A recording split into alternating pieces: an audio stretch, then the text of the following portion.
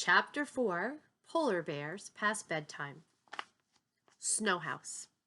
The dog sled skimmed silently over the frozen tundra. The seal hunter ran alongside it. Sometimes he cracked his whip against the ice.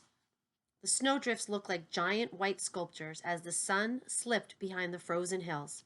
Then a full orange moon rose in the sky. The moonlight lit a small, rounded igloo in front of them. The dog slowed, then stopped.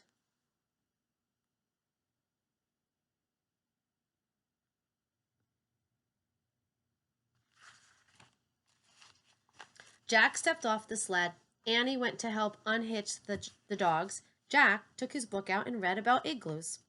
The word igloo means house in the language of native Arctic people. The house is built with blocks of snow. Dry snow is good wall material because it keeps in the heat. The temperature inside an igloo can be 65 degrees warmer than the temperature outside. Jack took out his notebook. He pulled off his mitten just long enough to write, "Igloo means house." "Come on, Jack," said Annie. She and the seal hunter were waiting for him in front of the igloo. The dogs were leashed together outside. Jack hurried to join them. The hunter pushed aside animal skins covering the entrance, and they stepped inside. A fat candle burned brightly. Shadows danced on walls of ice and snow. Jack and Annie sat on a fur-covered platform. They watched as the seal hunter moved about. First, he lit a small stove. Then he slipped outside. He came back with a snowball and chunks of frozen meat. He put the snowball in a pot over the stove, and then he added the meat. "What's he making?" asked Annie.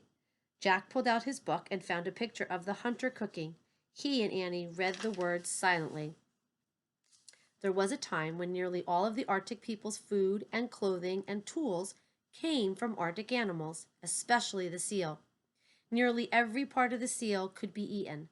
Lamps were fueled with seal fat, clothing was made from seal skin, and knives and needles were carved from seal bones. "He must be boiling seal meat," said Jack.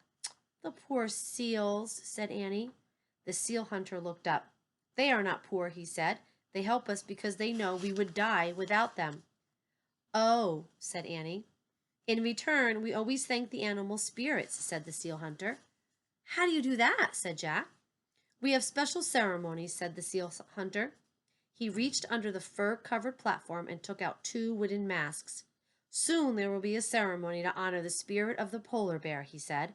"I carved these masks for the ceremony." "Polar bears?" said Annie.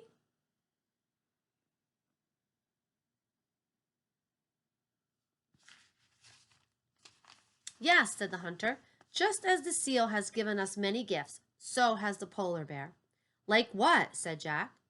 "Long ago, the polar bear taught us how to live in the ice and snow," said the seal hunter. "Taught you?" said Jack. "I mean, can you give us some facts?" The seal hunter smiled. "Yes," he said. "A polar bear catches a seal when the seal comes up to breathe through a hole in the ice. The oldest seal hunters watched the polar bear and learned. This is how my father taught me to hunt seal, as his father taught him." "That's a good fact," said Jack.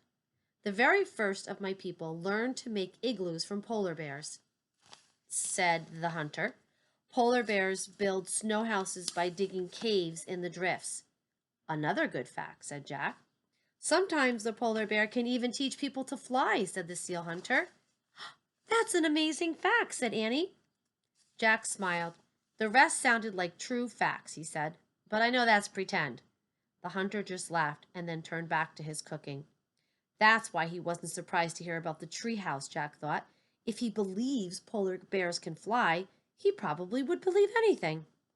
The seal hunter lifted the chunks of boiled seal out of his pot. He dropped them into a wooden bucket and gave it to Annie. "Let's feed the dogs," he said. "Oh boy," said Annie. She followed the hunter outside, swinging the bucket. Jack quickly threw his notebook and the Arctic book into his pack. He started to follow them. Then his gaze fell on the 2 bear masks. He picked them up to get a better look. Each was carved in the shape of a polar bear's face with a blunt nose and roundish ears. There were 2 holes for eyes and a strap to hold it on your head. Suddenly, howls split the air. The dogs were barking and growling. Annie squealed. Are the dogs attacking her? Jack wondered. Annie! Still holding the bear masks, Jack charged out of the igloo. They're always doing something, and that Annie's always in the middle of it, isn't she? Okay, friends. Bye.